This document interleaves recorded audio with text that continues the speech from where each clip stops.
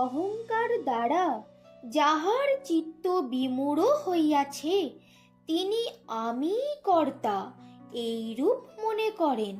নমস্কার বন্ধুগণ, শ্রীমদ্ ভগবদ্ গীতার ৩য় অধ্যায় কর্মযোগের ২৮তম শ্লোক থেকে শুরু করছি। ওম নমো ভগবতে বাসুদেবায়। তত্ত্ববিদ তু মহাবাহ গুণ কর্ম বিভাগয় গুণা গুণেষু বর্তন্ত ইতি মত্তা ন সজ্জতে। শ্রী ভগবান অর্জুনকে বলছেন, হে মহাবাহ, সত্ত্বগুণের পরিণাম চক্ষু ও কর্ণাদি ইন্দ্রিয় সকল, তমগুণের পরিণাম রূপ ও রসাদি বিষয় সকলে প্রবৃত্ত আছে, কিন্তু আত্মা নিঃসঙ্গ।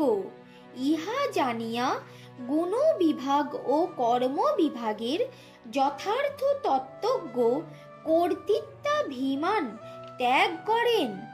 প্রকৃতে গুণ সংমূঢ়া সজ্জন্তে গুণ কর্মসু তান অকৃৎস্নবিদ মন্দান কৃৎস্নবিদ ন বিচালয়েত।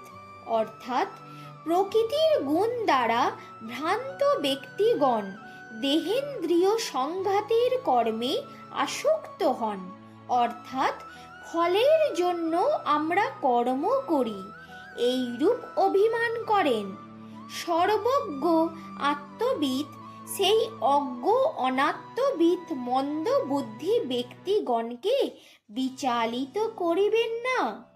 মই সর্বাণি কর্মাণি সংন্যস্য অধ্যাত্ম চেতসা নিরাসী নির্মম ভূত্তা যুদ্ধস্য বিগত জড়। পরমেশ্বরের জন্য ভৃত্যবৎ কর্ম করিতেছি এই বুদ্ধি দ্বারা আমাতে সমস্ত কর্ম সমর্পণ করিয়া ফলাভিসন্ধি রহিত মমত্বহীন ও শোক শূন্য হইয়া তুমি যুদ্ধ করো।